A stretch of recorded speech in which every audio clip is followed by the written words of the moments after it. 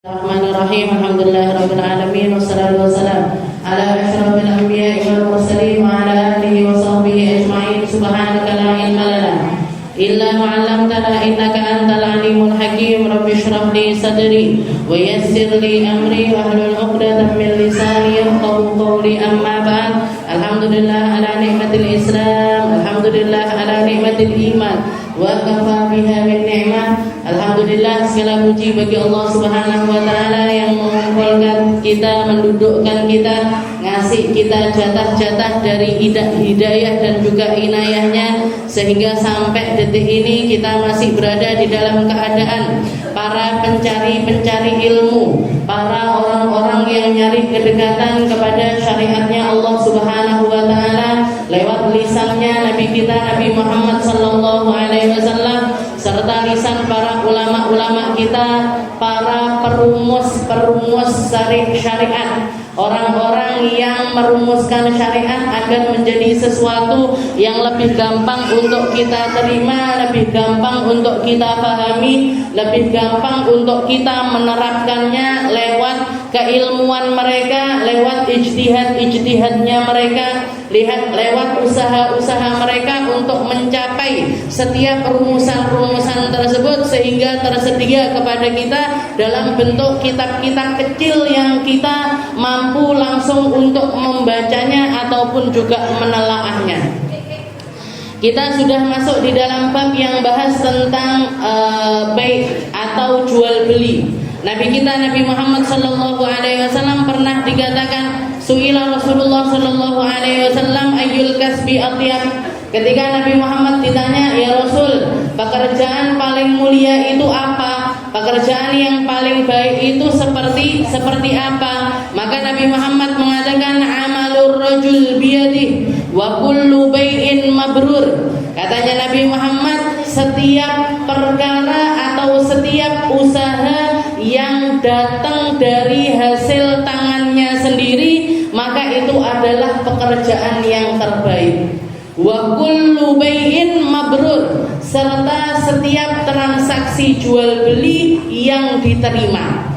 Jadi pekerjaan yang terbaik versinya Nabi Muhammad SAW adalah ketika seseorang berusaha, ketika seseorang melakukan sesuatu, menawarkan sesuatu min amaliyadih, dari hasil tangannya sendiri, hasil dari pekerjaan tangannya sendiri. Ini adalah usaha yang paling mulia.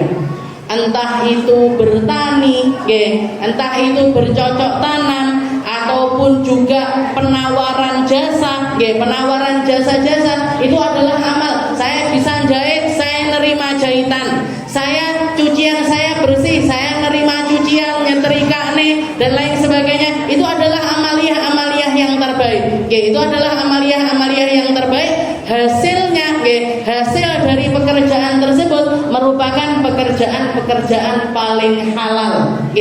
Setelah itu masih ditambah lagi sama Nabi Muhammad, wa kullu bai'in mabrur, setiap jual beli yang mabrur. Jadi yang mabrur itu enggak mek haji umroh. Yang dikatakan ibadah mabrur itu bukan cuma sekedar haji dan juga umroh, tapi jual beli pun juga ada jual beli yang mabrur. Katanya Nabi, wa kullu bai'in mabrur. Jual beli yang mabrur ini seperti apa? Seperti yang dikatakan sama para ulama, la ghisya fihi wala khiyanah, yang tidak ada unsur kecurangan, yang tidak ada unsur kecurangan di dalamnya, ataupun juga pengkhianatan, Ini yang namanya jual beli yang mabrur. Saya misalkan ada orang jual beli, berjualan, yang dijual bukan barang, tapi yang dijual misalkan adalah jasa. Yang dijual adalah jasa. Saya pinter dekor, saya pinter bikin dekorasi yang indah. Transaksi, bikin kesepakatan sama klien, bikin kesepakatan sama orang yang mau ngambil jasa dekorasinya kita. Ada orang mau mantenan, misalkan mau mantu, mau bikin bikin resepsi pernikahan, order, saya pesen tolong bikinkan dekorasi yang cantik. Berapa harganya? Oh ini ada harganya. Ada mulai dari 5 juta, ada 10 juta, ada 15 juta, ada 20 juta dan lain sebagainya. Apa bedanya antara yang 5 juta, 10 juta dan lain sebagainya? Semakin banyak bunga aslinya, semakin mahal. Biasanya gitu. Semakin banyak bunga aslinya, maka akan semakin mahal. Wes deal-dealan. Ya sudah, saya ambil paket yang harga 25 juta. Saya ambil yang paket harga 25 juta, full kabeh pakai bunga asli. Full semuanya pakai bunga asli. Oh iya, tanggal berapa? Tanggal sekian. Jamnya jam berapa? Jam sekian. Wes deal-dealan nih. DP-nan dan lain sebagainya. Sampai ketika hari H, dibikinkan dekor, dekornya separuh bunga asli, separuh bunga palsu. Bunga palsunya dinuk-nuk ning nggone tengah-tengah bunga asli. Misalkan, ditanya sama karyawannya, bukan ordernya bunga asli semua. Hele, ora roh wong. Alah, nggak tahu orangnya. Neng foto lo podo ae, neng foto podo ae. Apa yo dia harus ngecek siji-siji. Iki bunga asli, iki bunga palsu. Ndak, mungkin istilahnya ndak akan melakukan yang semacam itu. Ini yang namanya transaksi penuh dengan tipuan. Ini yang namanya transaksi jual beli yang tidak mabrur. Kenapa? Karena di situ ada ghish, di situ ada khianah, di situ ada kecurangan, di situ ada pengkhianatan kepada seseorang. Hal-hal semacam ini yang tidak diperkenankan di dalam syariat. Dan yang semacam ini yang diaturkan oleh syariat untuk menjadikan setiap transaksi kita itu menjadi transaksi yang penuh berkah, yang akan bawa keselamatan sampai di akhiratnya Allah Subhanahu wa ta'ala. Jadi dua hal itu.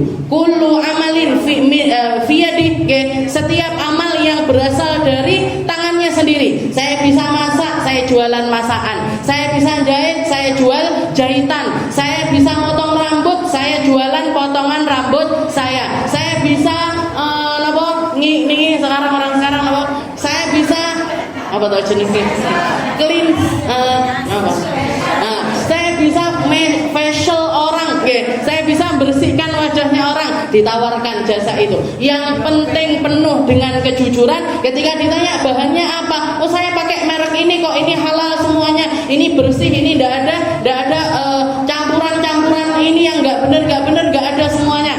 Diomongkan dengan omongan yang sejujur-jujurnya, karena sekarang orang bohongin orang, orang jual beli berbohong itu sangat mudah sekali, sangat gampang sekali. Saya jualan air minum, di sini tulisannya 140 mili. Apa yo jenengan setiap kali beli ditak timbang sing jajan tenan 140 apa ndak, ini dikelongi 10 mili aja, dikelongi 10 mili aja, orang nggak ada yang tahu, orang nggak ada yang tahu, tetap bakalan dibeli. Tapi siapa yang menanggung dosanya? Siapa yang nggak berkah hartanya? Mereka yang menyantumkan kebohongan di situ. Yang bikin mie instan misalkan, ingredientnya atau bahan-bahannya ini sekian persen, ini sekian persen, ini sekian persen, ini sekian persen, ini apa orang mau tosok tau tenanan.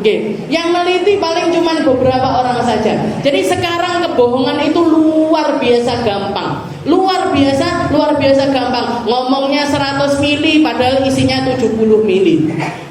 Ngomongnya susu asli padahal dicampur sama air dan lain sebagainya. Ngomongnya bahannya bahan yang nomor 1 padahal nomor 2, nomor 3. Gampang sekali, gampang sekali. Dan ini seakan-akan sudah menjadi sesuatu yang lumrah di antara setiap orang. Di antara setiap orang kayak jadi sesuatu ngelongi titik-titik, alah cuman bohong titik-titik, ini yang bikin pekerjaan kita menjadi pekerjaan yang tidak barokah, yang tidak mabrur.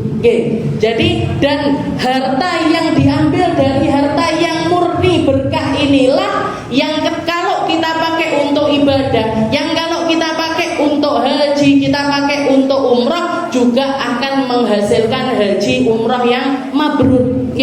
Makanya sering kali Nabi Muhammad mengatakan orang yang berangkat haji, berapa banyak orang haji tapi nggak diterima sama Allah Ta'ala. Ketika dia mengatakan labbaik Allahumma labbaik, labbaik la syarika laka labbaik, ya Allah saya datang menghampiri panggilanmu, saya datang ke tanah suci Mekah, ke tanah suci Madinah dan lain sebagainya. Katanya Allah Ta'ala la labbaik alaik wa la sa'dik, ndak lebih-lebihkan.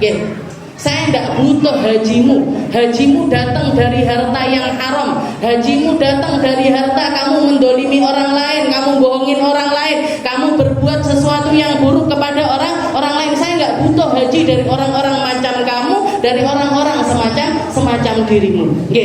Kita bersihkan dulu.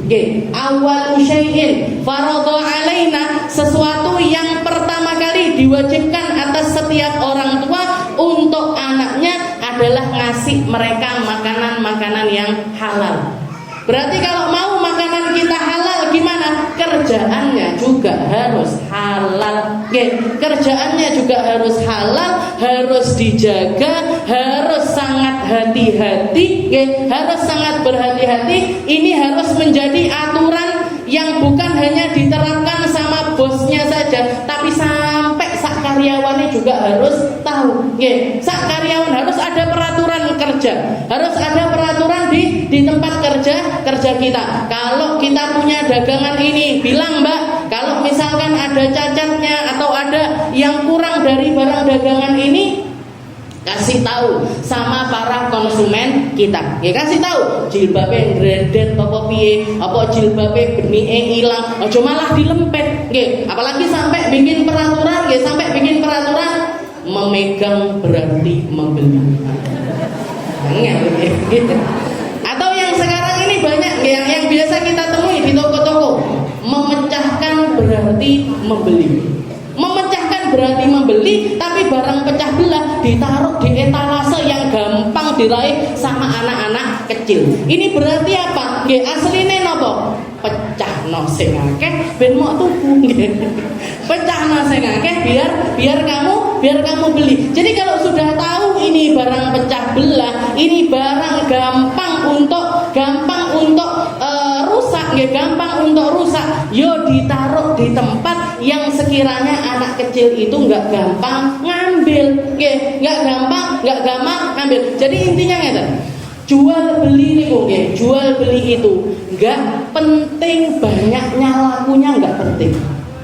Gak penting berapa omset kita, berapa banyak transaksi hariannya kita, bukan itu yang dipentingkan, tapi yang paling bersih dari setiap transaksi kita. Yang paling bersih dari setiap transaksi kita itu yang dipentingkan di dalam syariat, karena itu yang bawa berkah. Karena itu yang bawa berkah. Jadi bukan piye carane biar untuk menjual sebanyak mungkin barang. Nggak peduli orang ini mau belinya itu dengan model yang seperti apa. Ngeten niki merugikan apa mboten kira-kira? Memecahkan berarti membeli ini merugikan apa mboten? Merugikan. Lek ndak sengaja.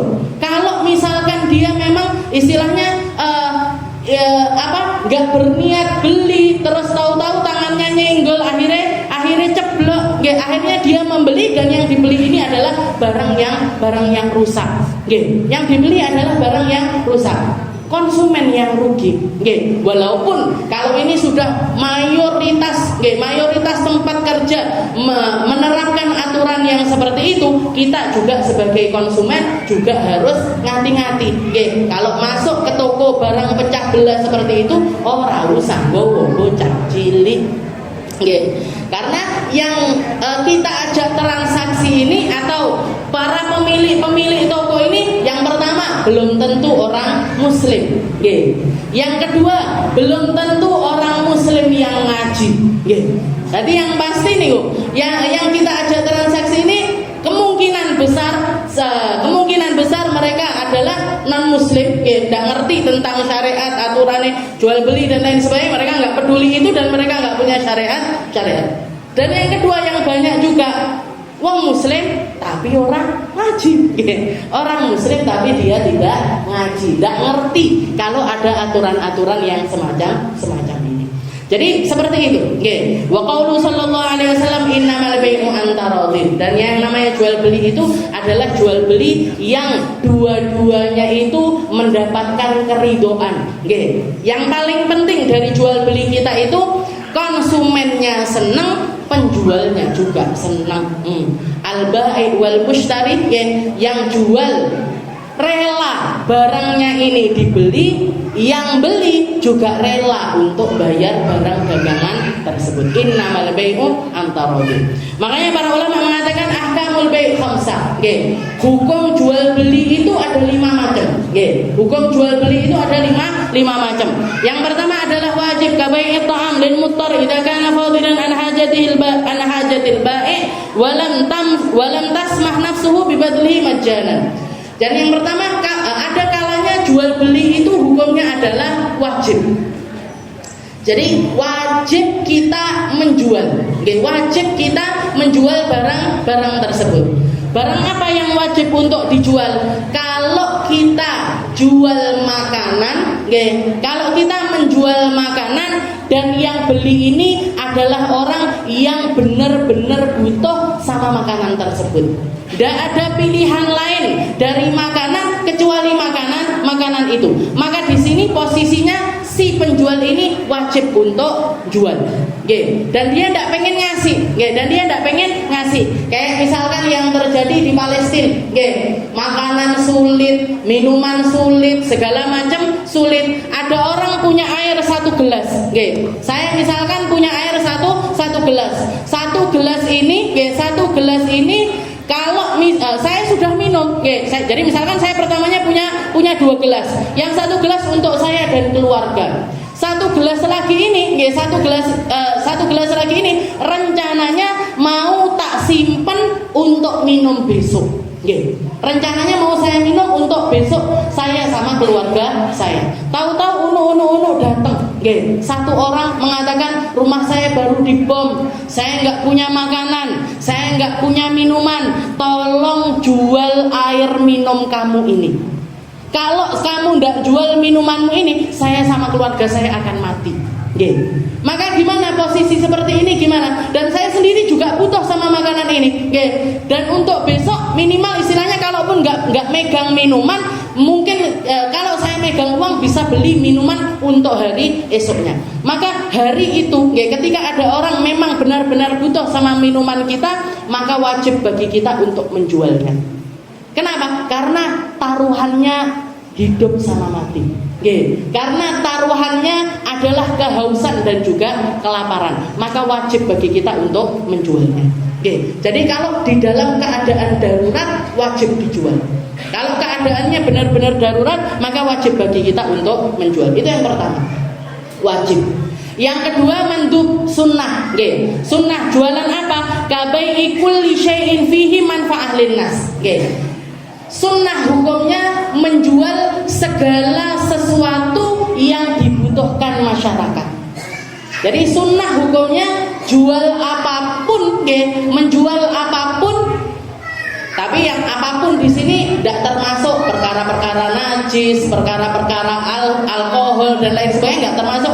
Jadi wajib sunnah hukumnya menjual sesuatu yang di situ ada manfaatnya untuk orang lain. Sunnah hukumnya.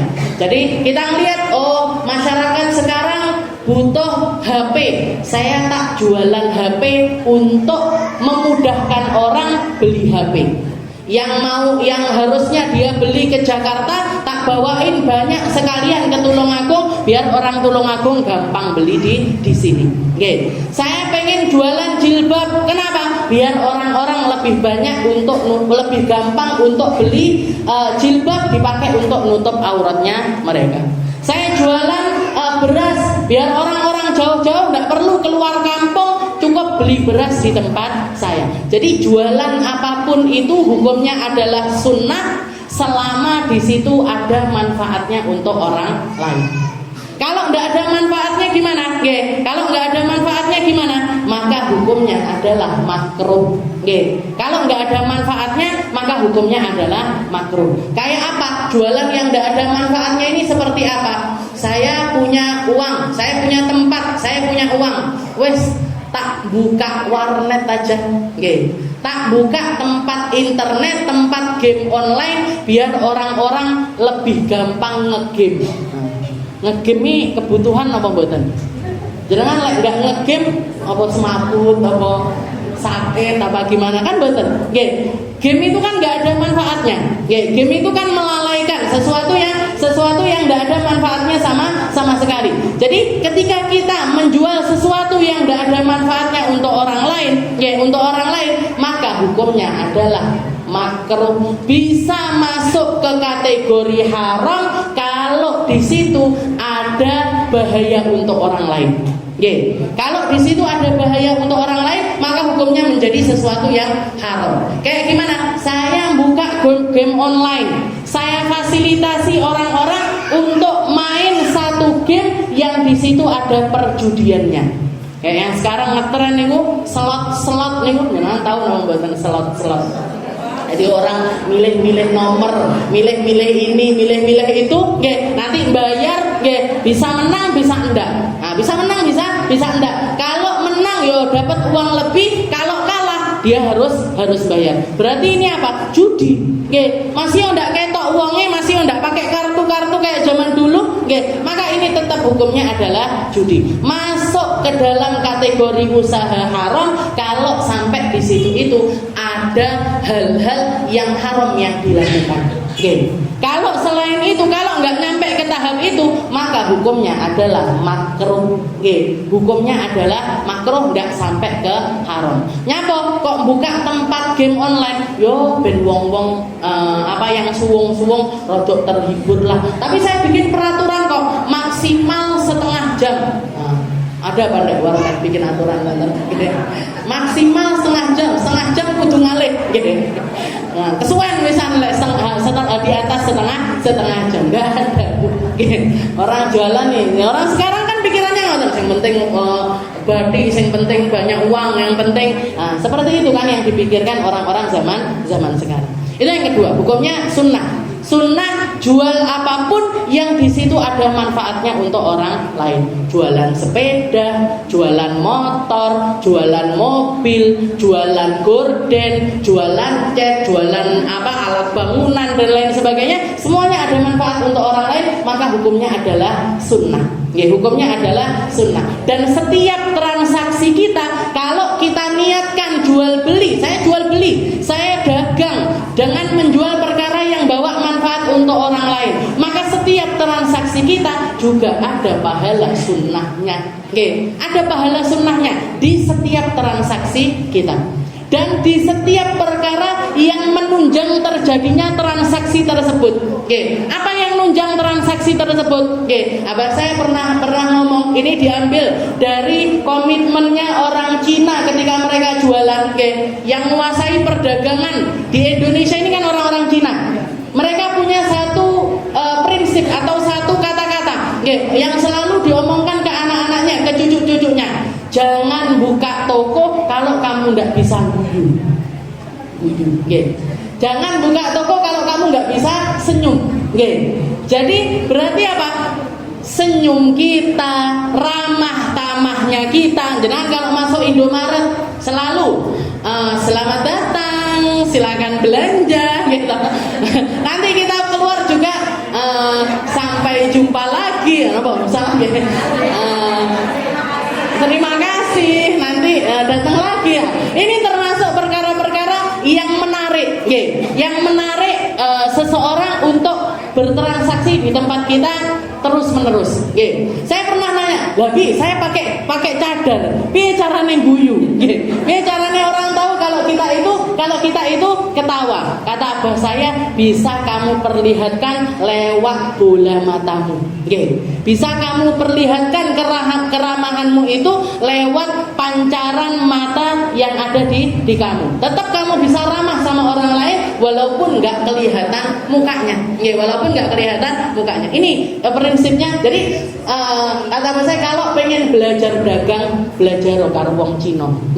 Belajar sama orang Cina, caranya mereka, terus terobosannya mereka, sambil kita kembalikan ke syariatnya Rasulullah SAW. Saya ngapi-api diambil, yang jelek-jelek yang mereka yang kita nggak cocok dengan aturan mereka, ya dibuang, dibuang hal-hal yang nggak benar itu dibuang. Sunnah hukumnya itu hukum yang kedua. Lalu yang ketiga, makruh kalbai ba'dal adzanil awal li salatil jum'ah. Ada kalanya transaksi atau jual beli itu hukumnya adalah makruh. Bisa dari kategori jualannya, bisa dari waktu kita berjualan. Jadi yang dicontohkan di sini makruh jual beli di saat hari Jumat setelah azan duhur yang pertama. Jadi kalau sholat Jumat itu kan azannya 2 kali. Ada azan 1, ada azan 2. Dan azan 2 kali ini bid'ah. Azan 2 kali ini bid'ah. Sesuatu yang nggak pernah dilakukan sama Rasulullah SAW, baru terjadi di zamannya Sayyidina Utsman. Karena Sayyidina Utsman melihat orang muslim tambah banyak, rumahnya orang muslim tambah banyak, adzannya cuma 1 kali, ini orang belum sempat budal, banyak yang ketinggalan sholat Jumat. Akhirnya dipikir sama Sayyidina Utsman, adzan 2 kali. Adzan yang pertama untuk persiapan, adzan yang kedua untuk pelaksanaan khutbah. Untuk pelaksanaan khutbah. Maka dikatakan di sini para ulama mengatakan makruh hukumnya kalau kita melakukan transaksi apapun, makruh, belum sampai ke haram. Makruh hukumnya kita melakukan transaksi apapun dengan orang-orang yang wajib untuk melaksanakan sholat Jumat, dengan orang-orang yang wajib untuk melaksanakan sholat Jumat antara adzan pertama sampai adzan kedua. Antara adzan pertama sampai adzan yang kedua, hukumnya adalah makruh. Kalau setelah adzan kedua, hukumnya adalah haram. Jadi sebelum adzan kedua hukumnya makruh, setelah adzan kedua hukumnya adalah haram. Haram ini berarti dosa, Bu. Jadi kalau jenengan sudah masuk adzan pertama, sebaiknya tidak melakukan transaksi apapun dengan orang-orang yang wajib untuk melaksanakan sholat Jumat. Ojo malah pesen Grab. Jangan malah order makanan, jangan malah numpak becak, jangan malah pergi ke warung atau ke toko dan lain sebagainya setelah adzan pertama ini, jangan. Kenapa? Karena orang-orang yang berdampak dengan transaksi kita itu tadi, hukum transaksinya menjadi hukum makruh. Kalau sampai transaksinya terjadi setelah adzan kedua, transaksinya hukumnya adalah haram. Hukumnya adalah haram. Kenapa? Karena kita termasuk kita menjadi seseorang yang ikut nanggung dosanya dia karena dia meninggalkan sholat Jumat. Setelah adzan kedua ini kan sudah khutbah, habis khutbah sholat. Dan kewajiban Jumatan itu bukan cuma sholatnya saja, tapi dari khutbahnya juga sudah wajib. Jadi khutbah itu hukumnya wajib untuk didengarkan. Nah, ini hukumnya yang ketiga adalah makruh. Makruh kalau kita jual beli setelah adzan pertama, setelah adzan pertama sampai adzan yang kedua.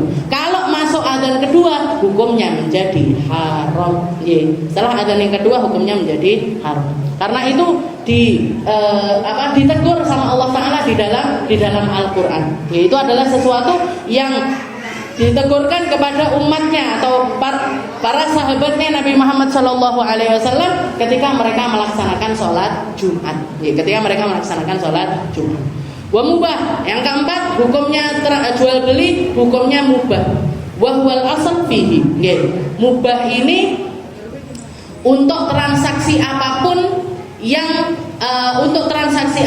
selain yang diharamkan, selain yang diharamkan dan di situ mau ada manfaatnya, nggak ada manfaatnya, maka hukumnya adalah mubah. Kayak misalkan kita jualan, kayak misalkan kita jualan lato-lato nih, mainan, kan nggak ada manfaatnya. Aduh lato-lato, yo ndak popo, ndak jual lato-lato juga ndak apa-apa, ndak punya lato-lato juga ndak apa-apa. Nah ini mainan, jualan mainan-mainan yang seperti itu hukumnya adalah mubah. Yang nggak ada manfaatnya juga nggak ada mudorotnya, nggak ada manfaatnya tapi juga nggak ada mudorotnya, maka hukumnya adalah mubah. Kayak saya di toko jualan bendera, dodol bendera, yo ndak popo, ndak dodol yo ndak popo, bendera ada manfaatnya nopo manfaatnya. Nek dipamah ngoten kan ya ada.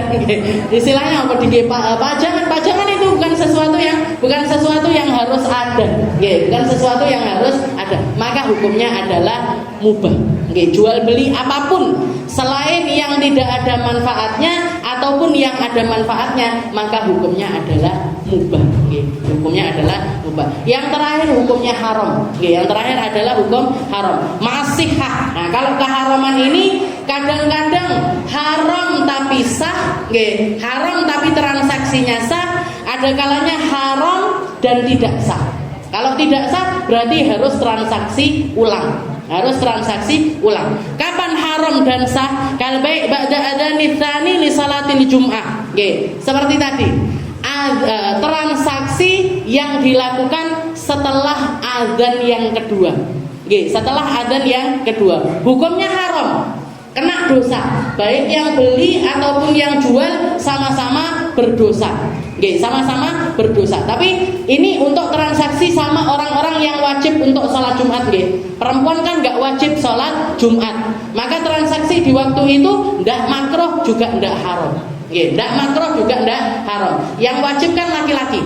Laki-laki, perempuan nggak apa-apa. Jadi misalkan jenengan pas adzan pertama atau misalkan jenengan suka belanja pas waktu sepi-sepi, tak belanja pas waktu orang-orang Jumatan, jenengan nyengklak motor budal dhewe, berangkat sendiri ke tempat kita beli, dan dilihat sing dodol wedok, yang jualan juga perempuan. Kita beli bayar sama orang tersebut. Hukumnya gimana? Sah dan tidak haram. Yang haram itu kalau yang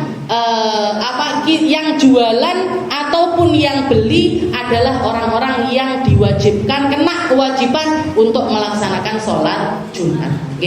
Berarti piye Ustaz, apa kudu di interview atau kudu di apa istilahnya wawancara jenengan dodolan pecel misalkan atau jualan makanan, adzan pertama tahu-tahu datang orang, bapak-bapak, Pak jenengan Islam apa Kristen? Apa wajib ditanyain seperti itu? Tidak wajib, tidak wajib untuk bertanya, tidak wajib untuk bertanya. Tapi kalau kita punya prasangka besar, dia adalah orang yang diwajibkan untuk sholat Jumat, kita punya prasangka besar kalau dia ini adalah orang yang kena kewajiban melaksanakan sholat Jumat, maka sebaiknya ditolak. Sebaiknya ditolak. Kayak kita tahu persis itu kayak gimana? Tonggone dhewe. Pinggir rumah, bapak-bapak, yonda, istilahnya bukan orang jauh. Kalau orang jauh kayak orang bepergian ngoten. Kan kadang-kala mereka tidak dapat kewajiban untuk sholat Jumat.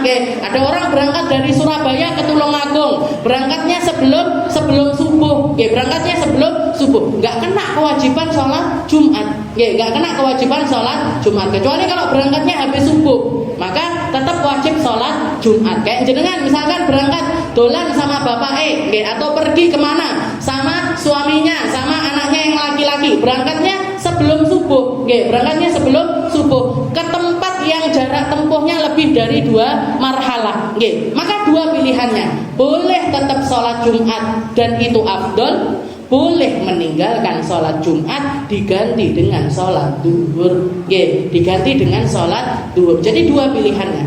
Nah, tapi kalau misalkan kita tahu persis tonggone dewe bapak-bapak pas orang-orang Jumatan malah tuku pecel, jadi orang Jumatan dia malah beli pecel. Nah ini kita ada baiknya kita istilahnya ngingetkan, Pak kok udah Jumatan dhisik to, nggih. Tak cepakne wis pecele nanti tak kirimkan di rumahnya jenengan, nggih. Nanti saya kirimkan ke rumahnya jenengan, tapi Jumatan dhisik. Itu lebih baik, itu lebih baik. Kalau kita tidak negur, dan transaksi itu tadi tetap terjadi, maka hukumnya adalah haram, hukumnya adalah haram, tapi tetap sah, tetap sah. Ini berarti gimana? Transaksinya sah, transaksinya sah, bukan transaksi yang batal, bukan transaksi yang batal, tapi dosa. Dosa ini harus diperhitungkan tapi itu dosa. Jadi seperti itu. Nah, kabai isai liqati tariq juga kayak kita jualan haram tapi sah juga kalau kita jualan sesuatu yang kita tahu persis kalau dibeli sama orang ini kalau dibeli sama orang tersebut itu akan jadi sesuatu yang istilahnya akan dipakai untuk melakukan keburukan, akan dipakai untuk melakukan keburukan. Kayak gimana? Saya jualan pisau, saya jualan pisau banyak, saya jualan pisau. Datang satu orang beli, datang satu. Nah, setelah itu datang seseorang yang beli pisau dari kita dan kita tahu persis orang ini adalah tukang begal, orang ini adalah tukang rampok, orang ini adalah tukang mencuri. Kalau kita jual pisau kita ke orang tersebut, bisa jadi pisaunya ini dipakai untuk menyakiti orang lain. Maka hukumnya gimana? Hukumnya adalah haram tapi sah. Hukumnya adalah haram tapi tetap sah. Dan yang terakhir, wa ma'adamis sihah, haram dan tidak sah adalah idza tulla syartun min syurutil bai' ka bai'il madhamin wal hasah wal mulamasah. Yang terakhir adalah haram dan tidak sah kapan itu? Setiap jual beli yang di situ hilang beberapa syarat dari adanya jual beli tersebut. Jadi ada syarat-syarat yang tidak terpenuhi dari jual beli tersebut. Maka hukum transaksinya adalah haram dan juga tidak sah. Contohnya seperti apa? Kabail madhamin wal hasah wal mulamasah. Kayak jualan sesuatu yang tidak dilihat secara nyata. Kayak gimana misalkan saya jualan ini kolam, saya punya kolam, saya punya kolam ikan. Kak, saya beli ikannya, berapa harganya? 10.000. Mana ikannya? Wih, saya renang, jikon dewe. Itu lagi renang ikannya, ambilin sendiri. Pokoknya satu ikan harganya 10.000. Ini tidak boleh, tidak sah seperti ini. Karena bisa jadi orangnya bisa nangkep ikan, bisa jadi tidak nangkep ikan. Bisa jadi dia tidak bisa nangkep ikan. Atau saya jualan burung, Kak, beli burungnya, ya berapa harganya? 50.000. Endi? Wih, miber neng. Itu terbang di atas. Nah, ini hukumnya enggak sah. Nah, ini kalau contohnya para ulama seperti ini ya. Tapi kalau realitanya yang banyak terjadi sekarang asuransi. Saya beli apa? Kesehatan. Nanti kesehatan ini mana? Kita beli kesehatan itu mana? Saya beli apa? Jaminan pendidikan. Mana? Jaminan pendidikan itu mana? Enggak kelihatan. Enggak kelihatan. Jadi namanya bai'ul ghurur. Jual beli sesuatu yang besar kemungkinan adanya tipu-tipu di situ. Besar kemungkinan ada tipuan-tipuan di situ. Maka hukumnya adalah haram. Berarti asuransi haram. Asuransi itu hukumnya adalah haram. Tapi para ulama mengatakan karena sekarang hampir semua hal masuk di dalamnya itu asuransi. Kayak misalkan orang umroh, orang haji, ada uang asuransinya. jenengan jual beli di Shopee ataupun di Tokopedia ada uang asuransinya. Nggih, asuransi ini, asuransi ini, asuransi ini. Nah, ini sebenarnya kalau secara Islam tidak sah. Nggih, haram hukumnya, haram hukumnya. Dan kalau kita adalah penjual, nggih, terus kita menerapkan asuransi kerusakan dan lain sebagainya, harus ada omongan sama pembeli kita, Bu, uangnya jenengan untuk menjaga keselamatan barang ini nyampe di jenengan, saya kasih yang namanya asuransi, cuman secara bahasa saja, tapi nanti kalau nyampe selamat tak balik nih. Nggih. Ada yang bikin kayak gitu? Enggak ada. Nggih. Ada yang bikin kayak gitu? Enggak ada. Nah, jadi sebaiknya ketimbang kita naruh uang asuransi, mendingan kita naikkan harga barang kita dengan sudah termasuk jaminan asuransi. Dengan sudah termasuk jaminan asuransi. Itu untuk penjual. Jadi atau kalau yang gampang yang sering terjadi orang haji umroh, jangan mau berangkat haji, berangkat umroh, itu selalu ada jaminan, ada asuransi jiwa, asuransi keselamatan perjalanan dan lain sebagainya. Nah, kalau itu dipisahkan dari harga umroh haji kita, ini uang hajinya jenengan, Bu, ini uang asuransinya, ini uang asuransinya, maka hukumnya adalah haram. Tapi kalau dijadikan satu, wes ini semua harganya haji, harganya umroh sudah termasuk asuransinya, sudah termasuk asuransinya, maka di situ hukumnya adalah halal. Di situ hukumnya adalah halal. Jadi yang haram dan tidak sah ini gimana? Jual beli sesuatu yang di situ ada syarat-syarat jual beli yang hilang, maka hukumnya haram dan juga tidak sah. Termasuk contohnya nih Bu, bai'il madhamin wal fusah. Jualan fusah itu kayak gimana? Saya jualan misalkan jilbab abang hijau kuning merah, abang merah nih.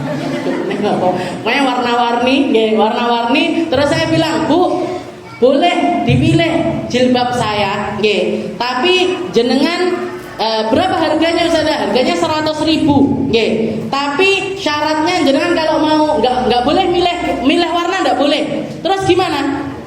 Lempar pakai ini. Saya kena endi niku sing didol. Nah, ini nggak boleh. Jadi jualan kayak gitu nggak boleh. Saking detailnya para ulama itu sampai seperti itu. Wal mulamasah kayak gitu. Mulamasah itu yang megang berarti beli, megang berarti beli, itu juga ndak sah, ndak oleh buka, ndak oleh dilihat barangnya, ndak boleh, apalagi kalau ditambah lagi, kayak sekarang kan biasanya buku niku kan langsung di press ngoten, kita nggak bisa buka, nggak bisa ngelihat isinya. Nah, ini sebenarnya nggak boleh, seperti ini nggak boleh. Tapi kalaupun kita jual, kalaupun kita menjual barang-barang yang seperti ini, harus ada yang namanya khiyar. Khiyar itu memilih, hak pilih, hak untuk memilih. Dan itu ada 3 macam. Itu weneh kok, masuk situ. Jadi hak untuk memilih termasuk diantaranya adalah khiyarul aib. Kalau ada aib di barang yang kita beli, kita berhak untuk membalikan. Kayak misalkan jenengan beli buku atau Al-Quran, misalkan Al-Quran jenengan beli Al-Quran harganya 50.000 di press, di sampul plastik, jadi tidak bisa dibuka sama sekali. Pulang ke rumah jenengan pakai deres, halaman 1, halaman 2, halaman 3 sampai halaman 10 tiba hilang halaman 11-nya. Halaman 11-nya hilang atau sobek, atau tulisannya burem, tulisannya burem. Ini pihak toko seharusnya memperbolehkan untuk mengembalikan, nukarkan dengan yang baru yang nggak ada aib di dalamnya, yang nggak ada aib di dalamnya. Karena apa? Karena yang hilang dari barang ini tadi adalah manfaatnya. Yang hilang dari barang ini manfaatnya. Dan jangan halaman 11 ada terus langsung halaman 12. Halaman 11-nya kan enggak kewocok. Nggih. Jangan lek ngaji 1 juz, 1 halaman hilang yo enggak jadi 1 juz. Nggih toh? Nggih. Juz 10 mek 9. Nyapa diskon? Qur'ane mek sampai 9 lembar. Enggak ada. Enggak bisa. Nggih. Maka harusnya ini yang jualan ini menerapkan hak kesaksian, hak untuk mengembalikan kalau memang di situ ada aibnya. Insya Allah nanti kita bahas lebih lanjut lagi tentang jual beli ini. Ini penting dan sangat penting karena kita semuanya bekerja, kita semuanya nyari uang, kita semuanya punya aturan-aturan yang harus diterapkan di setiap usaha kita agar usaha kita ini tetap menjadi sesuatu yang menyebabkan kita masuk surga dan menyebabkan kita masuk neraka, bikin kita selamat bukan bikin kita tersesat, bikin kita tambah padang atine, padang pikirane, padang uripe, bukan malah tambah gelap. Salah satu tanda kalau orang pekerjaannya ini enggak barokah, itu hidupnya gelap. Seakan-akan hidup ya memang buat nyari uang terus. Pagi nyari uang, siang nyari uang, malam nyari uang, sore nyari uang. Baru es kelumpuk duitnya, mau bayar zakat sulit, mau bayar infak sulit, mau buat kemanfaatan orang lain sulit. Nah, ini salah satu kemungkinan besar kalau di dalam pekerjaannya ini ada perkara-perkara yang patut untuk dibenahi. Harus ada yang kita benahi dari pekerjaan kita kalau sampai rasa-rasa ini ada di dalam hati kita. Karena intinya dari pekerjaan ini bukan mengumpulkan uang sebanyak mungkin, bukan, tapi bagaimana uang ini menjadi jembatannya kita untuk semakin selamat menuju ke dalam surganya Allah Subhanahu wa ta'ala. Mungkin sama Allah ta'ala dibersihkan harta kita. Kalau yang masih punya utang-utang, masih punya riba sama bank dan lain sebagainya, mungkin disegerakan sama Allah ta'ala untuk bisa keluar dari perkara-perkara tersebut, bisa keluar, bisa lebih bersih, bisa lebih berkah, bisa lebih bawa manfaat, bisa bikin kita menjadi hamba-hamba yang lebih bertakwa kepada Allah Subhanahu wa ta'ala. Mungkin kita semuanya dikasih rezeki yang halal, rezeki yang banyak, rezeki yang melimpah, rezeki yang penuh berkah, rezeki yang akan bawa kita lebih dekat kepada Nabi kita Nabi Muhammad sallallahu alaihi wasallam. Ala hadhihi niyyah wa ala niyatin salihah wa ila hadratin Nabi Muhammad sallallahu alaihi wasallam bisirril Fatihah.